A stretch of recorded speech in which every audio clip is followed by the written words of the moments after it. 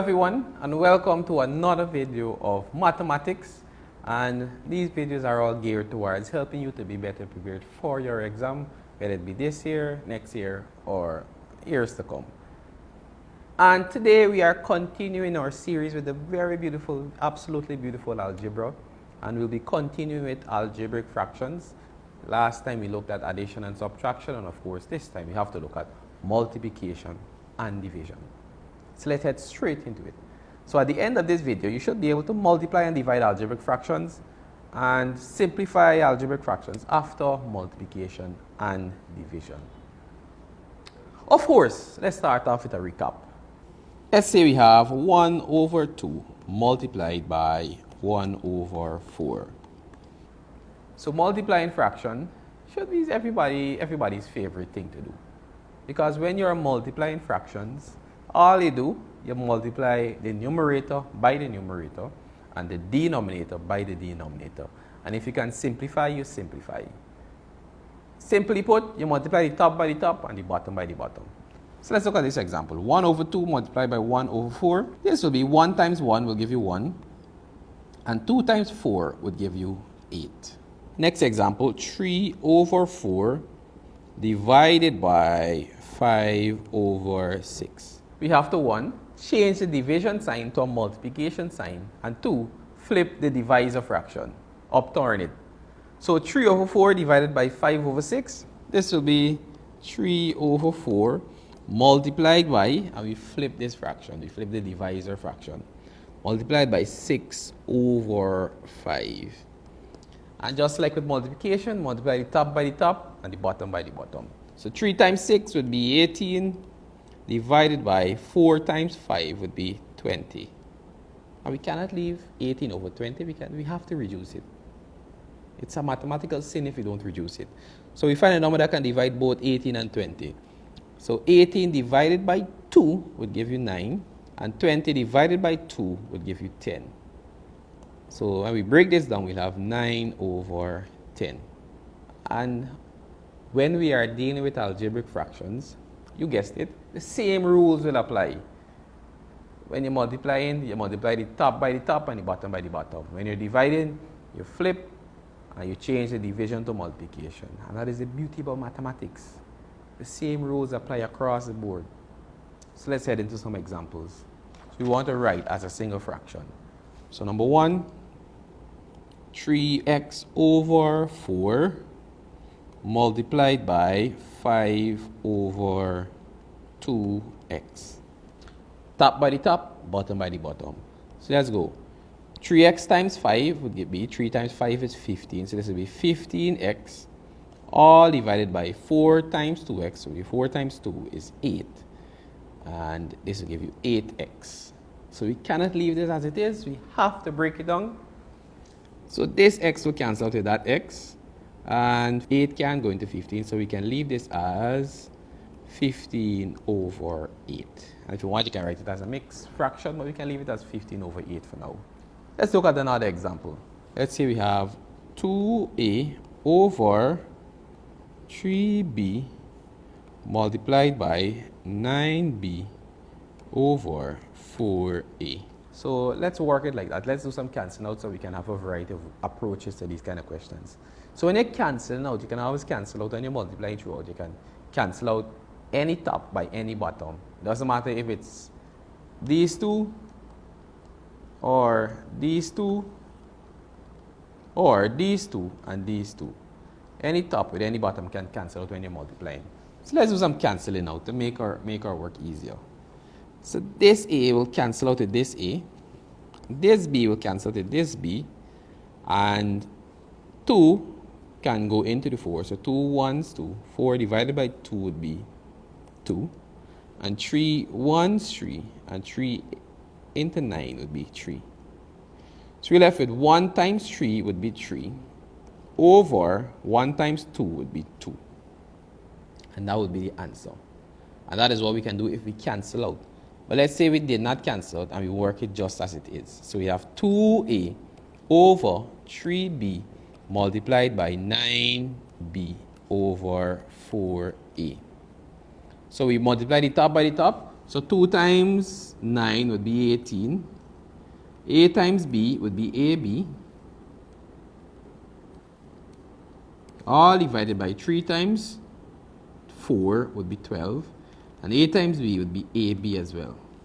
And then we do some cancelling out right here. So this B will cancel out with that B. This A will cancel out with that A.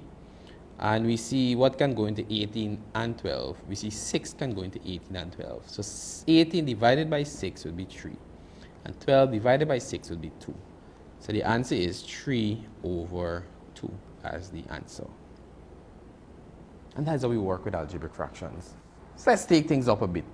Let's say we had 7x squared all divided by 5 multiplied by 2y over 3. Of course, we multiply the top by the top and the bottom by the bottom. So we'll have 7x squared times 2y. 7 2's 14. X squared times y would simply give you x squared y all divided by 5 times 3 would be 15. And there's nothing to break down, so we leave that as our answer. 14x squared y all over 15. So let's do another one for multiplication. Let's say we had negative 5a squared all over 3. And all of this is raised to the second power. So we know when something is raised to a power, in this case the second power, whatever is being raised to that power will multiply by itself 2 times in this case. So this will be negative 5a over 3, negative 5a squared over 3, multiplied by negative 5a squared over 3. So this will be negative times a negative will of course give you a positive. And then 5 times 5 would be 25. And a squared times a squared would be a to the 4th power. And all of this would be over 3 times 3 would be 9. So you have 25a to the 4th power, all divided by 9. And we square that term in that bracket. And that is all there is to multiplying algebraic fractions. You just have to multiply the top by the top, the bottom by the bottom, and you simplify whenever you have to. So let's look at some division. Let's say we have 3x squared divided by 4y divided by 6x over 5y squared. Now we are dividing these two algebraic fractions. So step 1, we change the division to a multiplication, and then we flip the divisor fraction. So this will now become 3x squared over 4y multiplied by 5y squared all divided by 6x. So we change the division to a multiplication and we flip the fractions. And the same rules will apply in terms of multiplication now. So we multiply the top by the top and the bottom by the bottom. So of course we can see if we can cancel out to make our work easy to multiply. So I'll work it both ways. So let me write it back so I know I have to work it both ways. So we'll have 3x squared over 4y multiplied by 5y squared over 6x.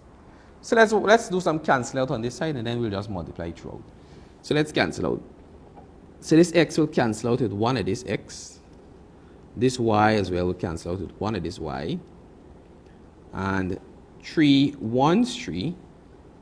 6 divided by 3 will be 2. So we'll have with x times 5y, that would give you 5xy over 4 times 2 would be 8. So our answer, when we finish simplifying right here, and we multiply, we'll have 5xy all over 8. So let's do the other thing now. Let's multiply and then simplify. So we have 3x squared multiplied by 5y squared. So 5 times 3 would be 15. And x squared times y squared would be x squared y squared all divided by 4 times 6 would be 24. And x times y would be xy. And now we want to simplify this fraction.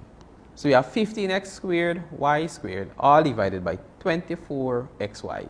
So we know this y will cancel out with one of these y. X cancel out with one of the x squared. So 15 over 24. We know 3 can divide both 15 and 24. So 15 divided by 3 would give you 5. And 24 divided by 3 would give you 8. So this will simplify to 5x y over 8. And that is how you simplify that fraction. Let's look at another example. So let's say we have 3 over x plus 1 divided by x over y plus 1. And we want to simplify this. So of course, we have to change the division to a multiplication, and we flip the divisor fraction. So this will be 3 over x plus 1 multiplied by y plus 1 all over x. And then we multiply the top by the top and the bottom by the bottom. So the top piece will have 3 multiplied by y plus 1 all over x multiplied by x plus 1. So 3 times y would be 3y. And 3 times 1 would be 3. So this would be plus 3. All divided by x times x would be x squared. And x times 1 would be plus x. So when we simplify this and write this as a single fraction, we'll have 3y plus 3 all divided by x squared plus x. And that is how you simplify and write this as a single fraction. So of course, I'll leave one for you to try on your own. So the one that you'll try on your own would be 3x over 5 multiplied by 10 over x squared divided by 6 over x.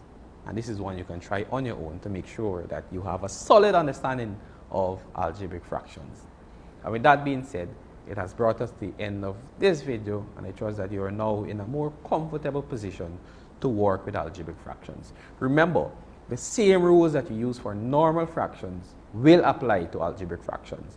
So when you're adding, you check to make sure the denominators are the same. And if they are the same, you put back the denominator and you work accordingly. If they are not the same, you find the LCM and then you work accordingly. And when you're multiplying, you multiply the top by the top, the bottom by the bottom. And when you're dividing, you change the division sign to a multiplication sign and you flip the divisor fraction. And then you just simplify accordingly. So I'll see you in the next video. Take care.